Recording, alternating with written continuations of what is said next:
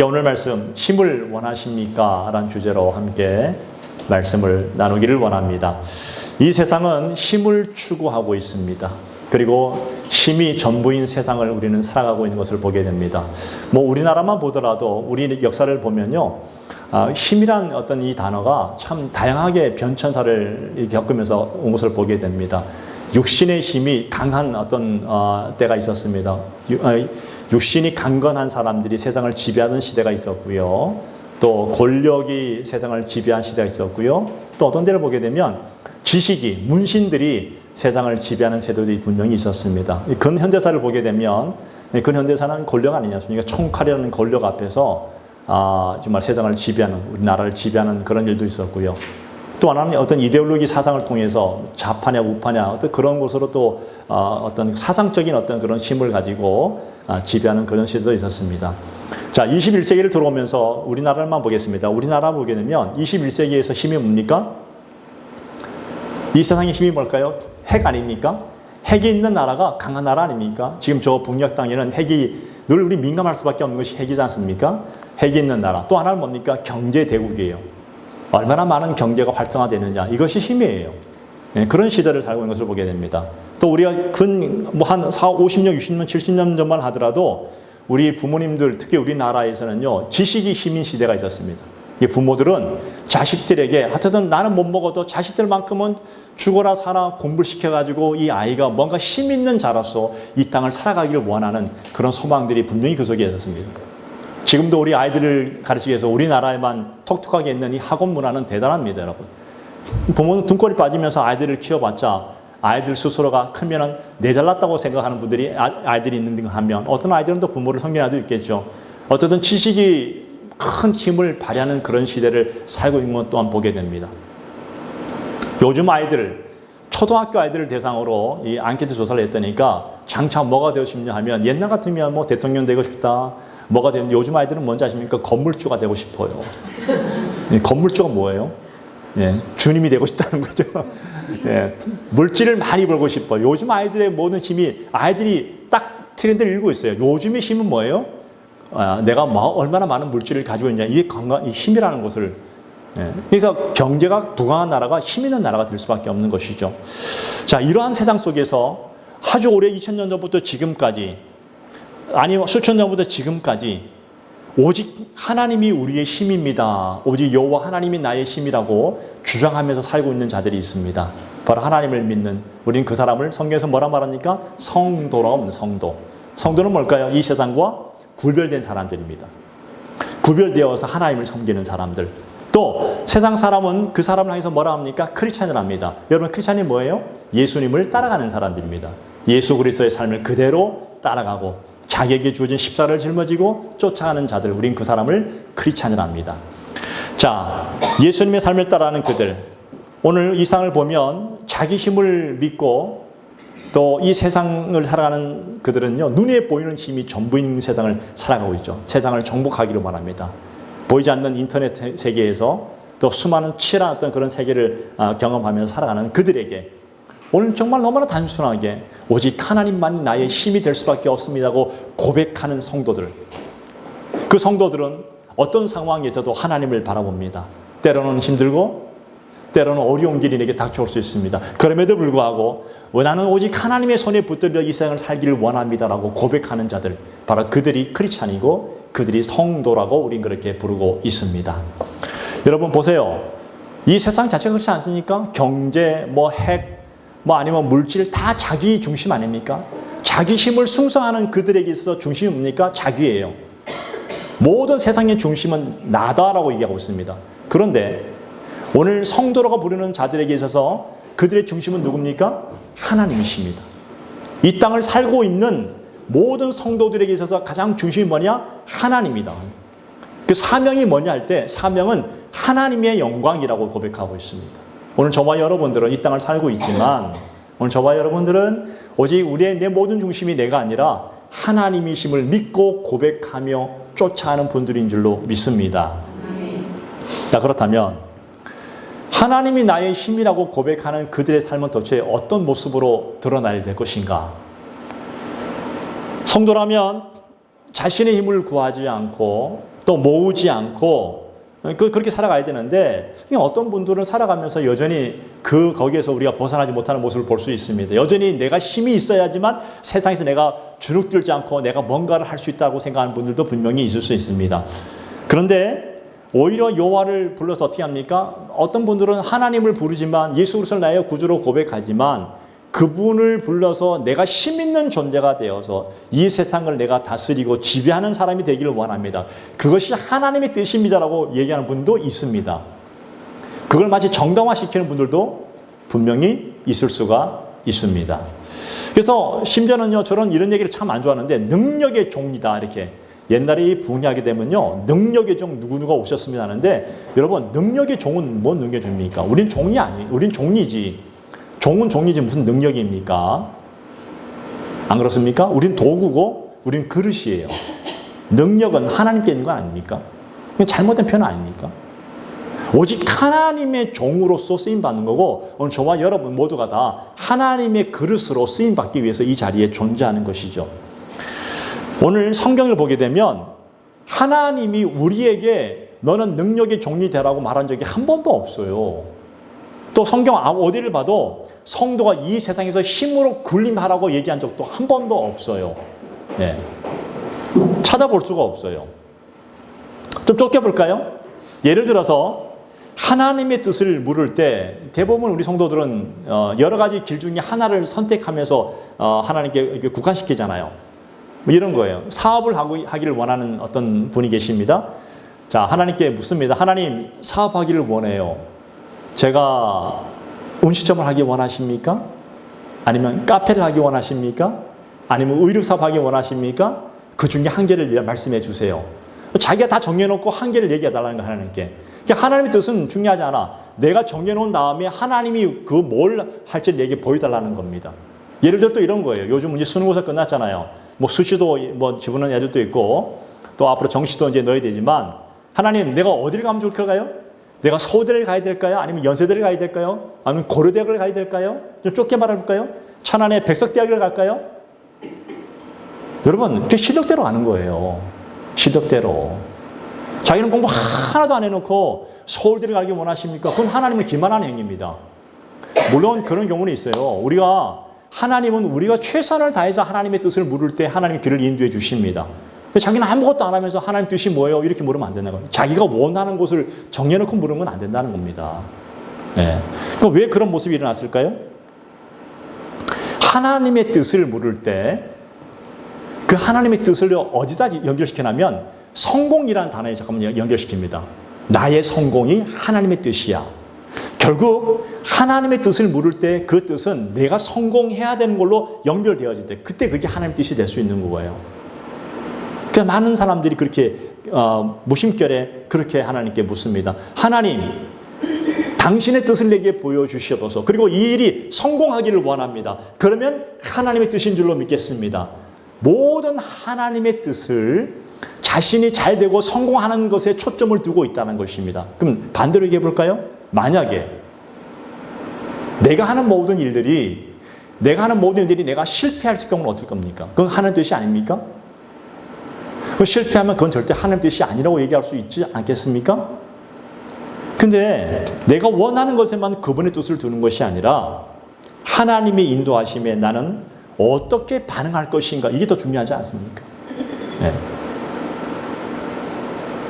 우리 하나님은 여러분들이 무엇을 하든지 그 일을 통해서 하나님의 뜻이 어떻게 드러나기를 원하시는 분이십니다. 다시 말하면 하나님이 내게 원하시는 것이 무엇인지를 먼저 묻기를 원하시는 거예요. 내가 다 정해놓고 1, 2, 3, 4, 5 정해놓고 하나님 무엇을 원하십니까? 묻는 것이 아니라 정말 배치 상태에서 하나님 내게 무엇을 원하십니까? 당신의 일을 내게 보여달라고 기도하는 것.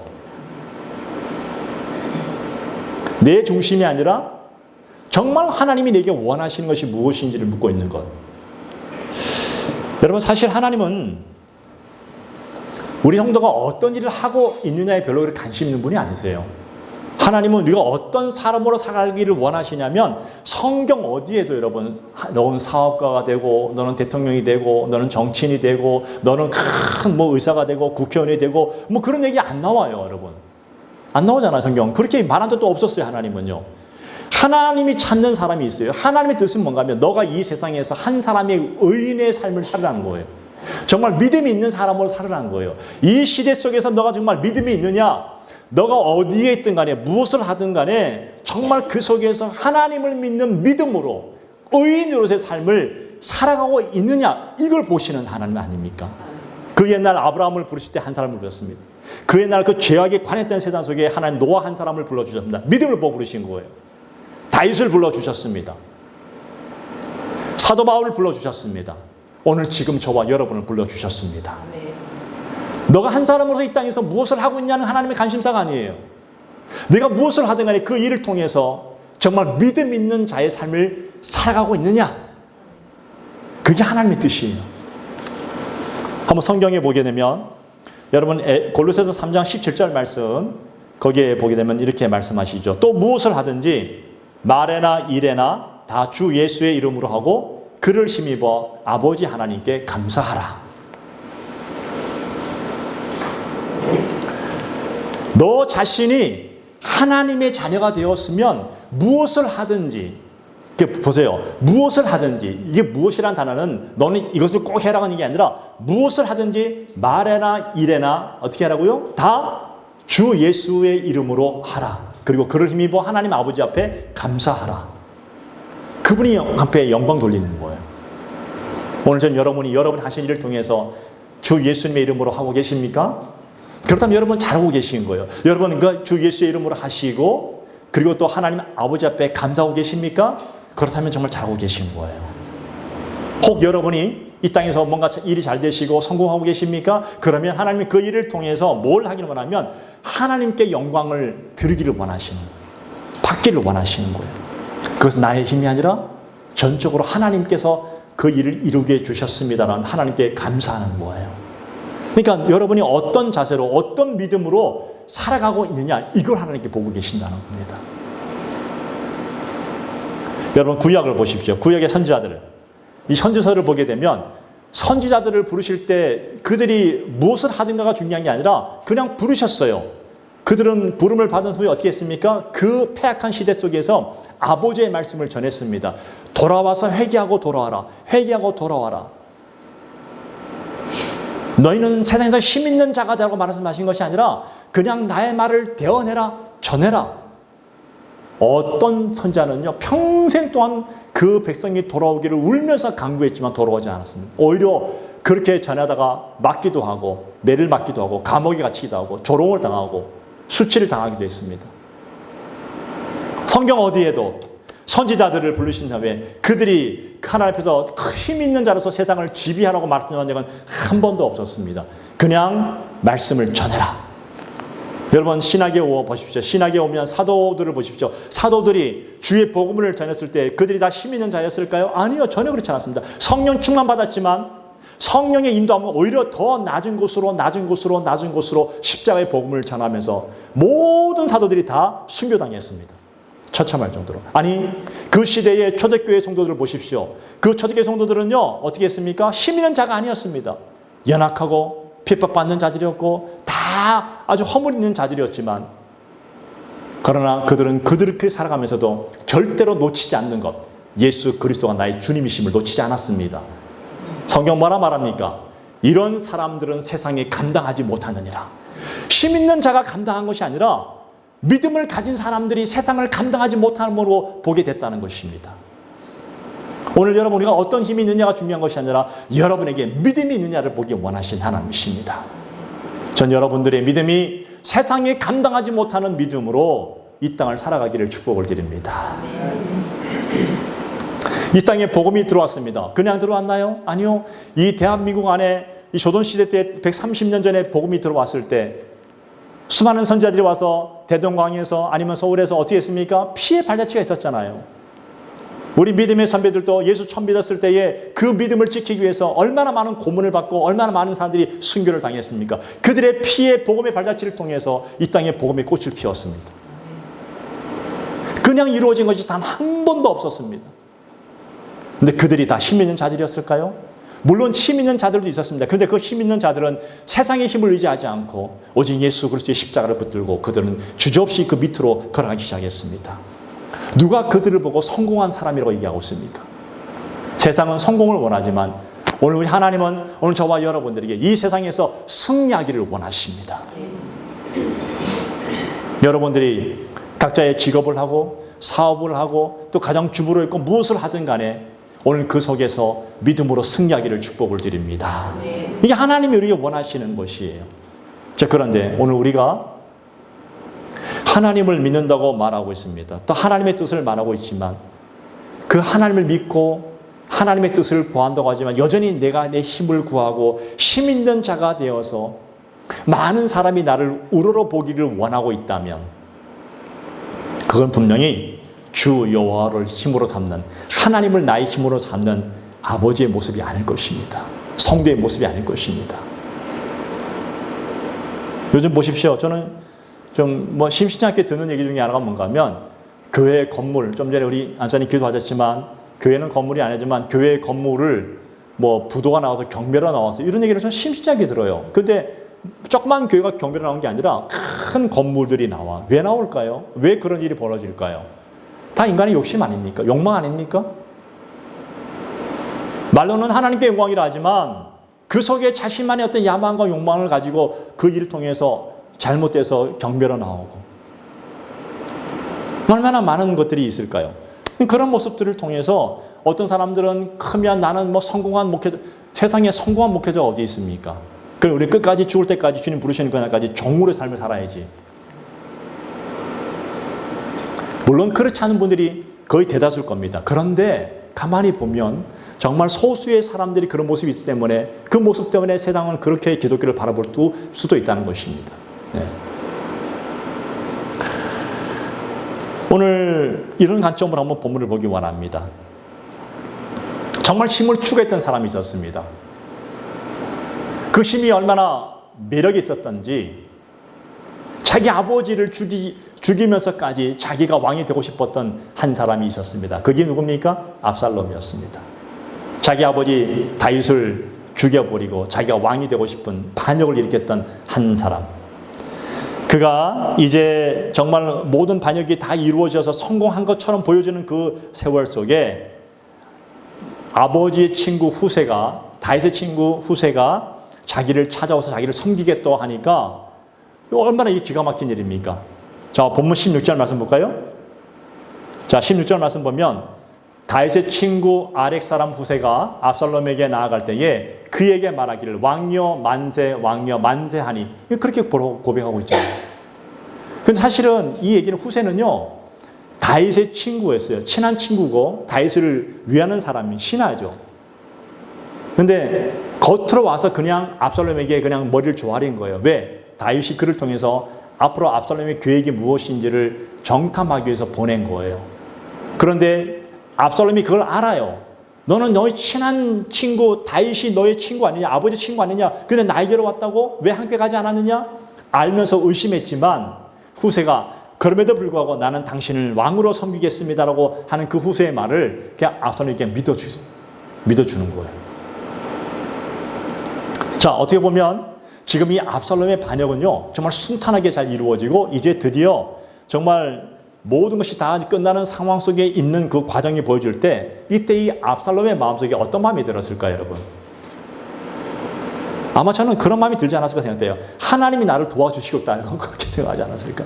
그게 불의한 일이든 세상에 자기 아버지를 죽이고 하나님이 세우신 왕이었던 자기 아버지를 죽이고 몰아내고 자기가 왕이 되겠다는 그 악한 마음 속에 모든 것이 다 잘 되고 있어요, 지금요.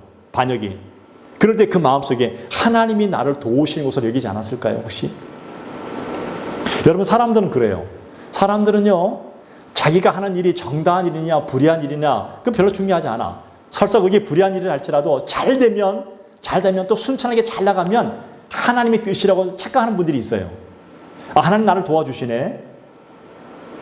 만약 하나님께서 하나님 원치 않으신다면 반드시 막을 것이고 또 그렇게 되면 반드시 실패할 것이라는 그런 어떤 이상한 논리를 가지고 하나님이 원하지 않으면 막을 것이고 하나님이 원하시면 잘 될 거야. 그러니까 난 지금 잘 되고 있으니까 이건 하나님의 뜻이야 라고 그렇게 스스로 자기를 합리화시키고 그렇게 사는 분들도 분명히 있습니다. 예. 뭘까요? 모든 것을 다 자기 기준으로 바라보는 거예요. 자기 기준으로 하나님을 바라보니까 모든 기준이 다 중심이 나예요. 하나님이 아니에요. 보십시오. 지금 당장 나 일이 잘 되고 있다 해서 하나님이 나를 돕고 계시다면, 만약에 하나님을 알고 하는 둘은 모르는 거잖아요. 만약에 내 일이 잘 안 된다면 그 뭐예요? 내가 하나님을 잘 믿고 있는데 내 일이 잘 안 돼요. 가면 갈수록 더 힘들고 어렵고 아픔이 와요. 그러면 하나님이 나와 함께 하지 않는 것입니까? 그거 아니라는 거예요, 여러분. 하나님은 우리를 통해서 영광 받기를 원하십니다. 할렐루야. 오늘 하나님은 여러분을 통해서 영광 받기를 원하십니다. 그 일이 잘 될 때도 영광 받기를 원하시고, 여러분의 일이 잘 안 될 때도 영광 받기를 원하십니다. 그게 하나님의 뜻이에요. 내가 정말 건강할 때도 영광 받기를 원하시지만, 내가 정말 내 질병 속에서 너무 고통스럽고 아플 때도 하나님은 나를 통해서 영광 받기를 원하십니다. 내가 사업이 잘 될 때도 영광 받기를 원하시고, 사업이 잘 안 될 때도 영광 받기를 원하시고, 하나님은 당신의 성도들이 어디서 어떤 환경 무엇을 하든 간에 여러분을 통해서 영광을 받으시고, 더 나아가서 여러분의 영혼이 더 충만해지기를 원하십니다. 때로는 하나님께서 우리 영혼이 잘 되게 하기 위해서 우리의 길을 고난과 실패의 길로 인도할 때가 분명히 있습니다. 근데 그것은 절대 실패가 아니에요. 그것 또한 하나님의 도우심입니다. 그 일을 통해서 내 영혼이 강해지고 단련되어지는 거예요. 너무나 잘 돼가면 영혼이 좋을 수도 있지만, 때로 사람은 타락한 존재는 그래요. 잘 되면 교만해져요. 또 내가 잘하는 건가 봐. 그래서 잠깐만 우리 영혼이 정말 고난과 시련 속에서 강건해지고 풍성해지기를 원하십니다. 그래서 정말 하나님만 붙들기를 원하십니다. 자, 압살롬이 드디어 자기의 반역이 잘 이루어지니까 아히도벨이라는 사람에게 자기 반역이 성공한 그 시점에 가까웠을 때 이제 내가 어떻게 하면 좋겠냐고 묻고 있어요. 지금 본문에 보니까. 여기서 아히도벨이 도대체 누굴까요, 여러분? 여러분, 이 아히도벨은요, 원래는 아버지 다윗의 신하였습니다. 그런데 어떤 사람이었냐면 최측근이었습니다. 그리고 책사예요, 책사. 그 옛날 중국 사람으로 말하는 제갈공명 같은 사람이었습니다. 정말 대단한 사람이죠. 그런데 그가 압살롬의 반역이 좀 성공한 것처럼 보여지니까 즉시 마음을 돌이켜서 다윗을 배신하고 그 아들 압살롬에게 딱 붙어있는 사람이 바로 아히도벨이에요. 자, 그 사람은 어떻게 표현하고 있냐면, 자, 본문 23절에 보면 이렇게 말합니다. 그때의 아히도벨이 베푸는 계략은 사람이 하나님께 물어서 받는 말씀과 같은 것이라. 아히도벨의 모든 계략은 다윗에게나 압살롬에게나 그와 같이 여겨졌더라. 그러니까 어느 정도였냐면, 압살롬이 이 최고의 수준의 전략가였고 머리가 너무나 좋았고 언변도 뛰어난 사람이었는데, 그가 말하는 그 모든 계략이요, 하나님의 말씀 수준으로 여겼다는 거예요. 누가? 다윗도 그랬고 압살롬도 그랬고 그 정도로 뛰어난 사람이었다는 얘기예요. 근데 그가 다윗을 배신하고 압살롬에게 딱 붙어버린 거예요. 자, 어떻게 하기를 원하느냐? 압살롬이 물었어요. 그때 이 아히도벨이 본문 21절에 보면 이렇게 그가 권면하고 있습니다. 아히도벨이 압살롬에게 이르되 왕의 아버지가 남겨두어 왕궁을 지키게 한 후궁들과 더불어 동침하소서. 그리하면 왕께서 왕의 아버지가 미워하는 바 됨을 온 이스라엘이 들으리니 왕과 함께 있는 모든 사람의 힘이 더욱 강하여지리이다. 뭘 얘기하고 있다고요? 왕이 남겨놓은 후궁 10명과 뭐 하라고요? 동침하라는 거예요. 동침하라는 거예요.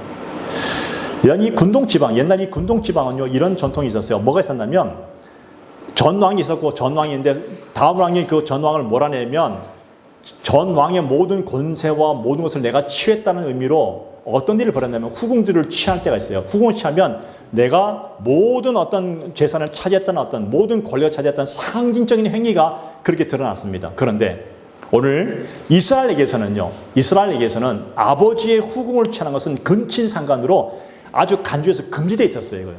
하면 안 되는 거예요. 그런데 아히도벨은요, 하나님의 그 율법보다도 이 고대 근동지방의 어떤 관행을 따라서 압살롬이 백성들에게 뭐라고요? 백성들에게서 새로운 너희가 이스라엘 왕이 되었다는 것을 보여주라고. 어떻게 보여주라고요? 너의 아버지 후궁 10명과 함께 동침하라는 거예요. 모든 백성이 보는 앞에서 동침해 버렸어요. 오늘 본문에 보니까. 이 실제 우리가 말하는 페루나 되겠네. 페루나. 네. 왜 그렇게 했을까? 왜 아이도벨이, 머리 좋은 아이도벨이 그렇게 얘기했을까요? 그렇게 함으로 인해서 더 이상 이제 너와 너 아버지와 너는 더 이상 하나가 될 수 없다는 아주 그냥 극단적인 상황으로 몰아가는 것이고, 두 번째는 압살롬을 지지하는 그 신하들과 백성들이 그렇게 함으로써 더 이제는 도저히 다윗에게 돌아갈 수 없고, 이제는 압살롬에게 딱 붙어서 죽어나 사나 압살롬과 함께 가이됐던 어떤 그런 모습들을 딱 그걸 통해서 보여주는 거예요. 네. 그러니까 네 편이냐 내 편이냐 정확하게 보여주는 거예요. 더욱 자신을 지키기 위해서 싸울 것이라는 것을. 이 아이도벨의 모략을요, 압살롬의 어떤 왕권을 굳건히 세우는데 초점을 두고 그 모든 일을 하고 있는 것을 보게 됩니다. 자, 여기서 우리가 한 가지 생각해 볼 것이 하나 있어요. 그게 뭔가 하면, 왜 다윗 왕이 그 반역자의 그 아들의 그 힘 앞에서 도망갈 때 왜 다윗의 왕궁 앞에 왜 후궁 10명을 남겨두고 갔을까요? 본문에 보니까 지키라, 이거 궁을 지키라고 남겨뒀대요. 근데 여러분, 아무리 생각해도 연약한 여인 10명이 왕궁을 지킬 수 있습니까? 그럼 말이 안 되는 거잖아요. 정말로 왕궁을 지키기 원한다면 다윗은요, 어떻게 됩니까? 용맹한 용사들을 두고 그 정말 죽기를 각오하고 싸우게 하기 원했던 그런 모습으로 용사를 세워야지, 어떻게 연약한 여인 10명을, 후궁들을, 군사도 아닌 10명을 두게 했을까? 이거는 뭔가 좀 말이 안 맞는 얘기 같아요. 아무리 봐도요. 그러니까 제가 생각할 때 두 가지가 있어요. 첫 번째는 뭔가 하면, 왜 자기의 후궁 10명, 연약한 10명을 남겨뒀을까? 그거는 내가 너 내 아들이잖아. 내가 아무리 반역을 했어도 넌 내 아들이야. 나는 너와 싸울 어떤 의사가 없다라는 것을 표현하기 위해서 남겨뒀을 거다. 두 번째는, 설마 아무리 내 후궁이랄지라도 어쨌든 아버지의 후궁이잖아요. 그러니까 아들이 설마 그런 패륜적인 모습을 저지를까라는 어떤 일말의 기대감을 두고, 하지 않을 거라는 기대감을 두고 남겨두지 않았을까. 결국은 압살롬은 모든 백성이 보는 앞에서 10명을 그냥 다 범해버립니다. 그래서 더 이상 아버지와 자신의 관계는 돌이킬 수 없는 그런 관계로 벌어지는 모습을 보여주게 되죠. 이것이 바로 악하다는 증거 아닙니까? 세상은 이렇게 악해요. 세상은 정말 악한 모습 아닙니까? 세상은 힘을 정당화하고 힘 있는 자가를 위해서 내가 살아가고, 또 힘이 있어야 세상에서 무시당하지 않고 세상에서 내가 그렇게 살아갈 수 있다고 얘기하고 있습니다. 그런데 여러분, 하나님은 힘 있는 자를 정당화시키지 않습니다. 인정하지 않습니다. 세상은 힘을 원하지만 하나님은 힘을 원하지 않으십니다. 왜냐하면 오직 힘 있는 분은 하나님 한 분밖에 없습니다. 믿으십니까? 세상은 하나님의 힘으로 살아가야 될 피조물에 위치해 있지, 네가 크냐 내가 크냐 우리끼리 싸우지만 이 세상을 말씀으로 창조하신 이 세상의 모든 피조물의 진정한 왕이신, 진정한 힘이신 분은 하나님 한 분밖에 없다는 사실입니다. 우리는 그 하나님을 섬기는 존재들입니다. 하나님 한 분밖에 없다고 고백합니다. 나는 약자이지만, 나는 연약한 자이지만, 나는 부족하지만, 그러나 매 순간 우리 성도들은 오직 하나님의 도우심이 아니면 이 땅을 살 수 없습니다고 고백하는 자들이 바로 성도들이에요. 설령 내가 힘이 있다 할지라도, 내가 권력이 있다, 내가 뭐가 있다 할지라도, 우리는 그럼에도 불구하고 이 세상에서 나의 모든 힘은 오직 하나님이십니다라고 고백하는 자들이 바로 그 사람이 진짜 성도들이에요.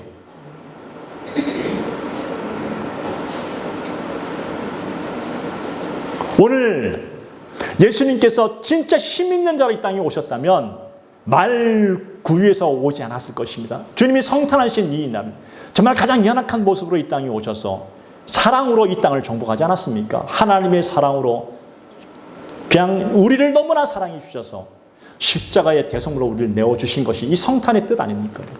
네. 언제 어느 순간 주님께서 우리에게 너는 힘 있는 자가 되어서 세상을 정복하라고 말한 적이 없습니다. 너의 십자가를 짊어지고 나를 쫓아오라 말씀하십니다. 너는 비록 연약하지만, 너는 초라할 수도 있지만, 너는 부족할 수 있지만, 그러나 내가 세상을 이겼으니 너희도 세상을 이길 것이란, 그 이긴다는 의미가 힘의 논리를 얘기하는 게 아니에요. 하나님을 믿는 믿음으로 이기라는 것입니다. 그 힘으로 나를 쫓아오라 말씀하십니다. 그리고 그 힘으로 지금 여기까지 기독교가 복음이 전파되어서 꽃을 피우게 됐습니다. 동일합니다. 오늘 여러분도 마찬가지. 이 마지막 시대를 살아간다고 합니다. 이 마지막 시대 속에서 우리는 어떻게 살 것인가? 힘이 없으면 무시받고 없으면 여긴 받을 수밖에 없는 이 세상의 구조 속에 살고 있지만 우리는 그걸 애써 외면하고 싶어요. 예. 없는 사람은 좀 왠지 무시당하는 그런 세상을 살고 있다고 얘기하고 있습니다. 그게 아니잖아요. 세상은 그렇게 바라볼 수 있지만 하나님은 그렇게 안 보십니다. 어떤 형편에 있든 간에 그 사람의 마음속에 믿음이 있다면 하나님은 그 사람을 의인으로 인정해 주실 것입니다. 힘으로 살아가는 세상의 악함을 증거하고 오직 하나님밖에 없다는 사실을 알려주라고 오늘 저와 여러분들을 이 땅에 남겨주신 줄로 믿습니다. 고린도전서 1장 27절에 보게 되면 또 28절 29절에 보면 이렇게 말씀하고 계십니다. 그러나 하나님께서 세상의 미련한 것들을 택하사 지혜 있는 자들을 부끄럽게 하려 하시고 세상의 약한 것들을 택하사 강한 것들을 부끄럽게 하려 하시며 28절에 하나님께서 세상의 천한 것들과 멸시받는 것들과 없는 것들을 택하사 있는 것들을 폐하려 하시나니 29절에 이는 아무 육체도 하나님 앞에서 자랑하지 못하게 하려 하심이라 말씀하십니다. 이게 하나님이 우리에게 원하시는 거예요. 이 세상에 아무리 힘 있는 자라 할지라도 하나님은 약한 자를 들어서서 강한 자를 부끄럽게 하시고 미련한 것들을 택하사 지혜 있는 자들을 부끄럽게 하시고 천한 것들을 택하사 멸시받는 것들과 없는 것들을 택하사 있는 것들을 폐하려 하시고 이는 아무 일체도 하나님 앞에서 자랑하지 못하게 하려 하시라. 지금 우리에게 나와야 될 고백이 뭡니까? 오직 하나님만이, 오직 예수 그리스도만이 나의 힘이십니다고 고백하는 겁니다. 이게 믿음이라는 겁니다. 내 입술에서 흘러나올 말이 아니라 내 심령 깊숙한 곳에서 정말 믿음의 고백을 쥐어짜듯이 정말로 눈물 흘리며 정말 심각하게 진지하게 하나님께 고백해야 될 단어가 이겁니다. 이런 믿음이 있다면 우리는 흔들릴 수가 없어요. 이런 믿음이 있다면 우리는 세상에서 눈 돌릴 수도 없어요. 어느 어떤 곳에 있더라도 우리의 시선은 항상 하나님이 될 수밖에 없습니다. 오늘 우리의 시선은 항상 예수 그리스도의 십자가에 될 수밖에 없습니다. 오늘 저와 여러분이 그 십자가를 바라보며 살기를 축복을 드립니다.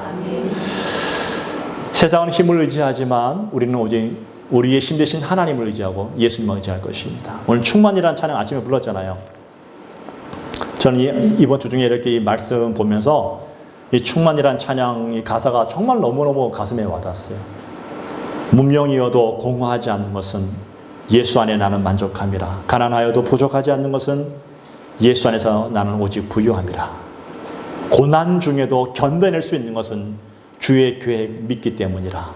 실패하여도 일어날 수 있는 것은 예수 안에 오직 나는 승리함이라. 내 몸이 약해도 낙심하지 않는 것은 예수 안에 난 완전함이라. 화려한 세상 부럽지 않는 것은 난 예수로 충만함이라. 여러분 정말 무엇이 부러우십니까? 세상이 부러우십니까? 여러분 지금 잘못 살고 있는 겁니다. 여러분에게 진짜 부러운 것은 예수 그리스도를 내가 믿지 않는 것이 부러운 것이 돼야 돼요. 예수를 잘 믿지 못하는 것이 내게 부끄러움이 돼야 돼요. 여러분이 정말 최고로 여러분이 부러워야 될 세상이 뭔지 아십니까? 믿음이 좋은 사람들이에요.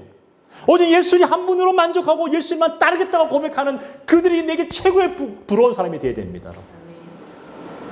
근데 우리의 시선은 예수님이 아니라 어느 순간부터 자꾸만 세상적으로 바라보며 부러워하고 있다면 나를 바라보고 계신 하나님은 도대체 무엇을 보고 애타려 하실까요? 여러분?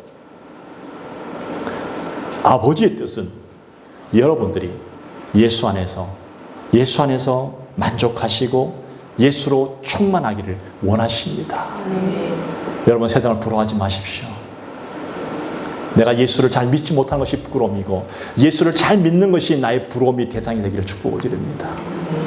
이 마지막 시대 속에서 오직 예수 그리스도의 이름만 높이시고 그분만이 나의 구원자가 되시고 그분만의 놀라운 은혜와 긍휼을 구하면서 살아갈 수 있는 그런 귀한 성도가 되기를 간절히 축복을 드립니다. 같이 기도하겠습니다. 하나님 감사합니다.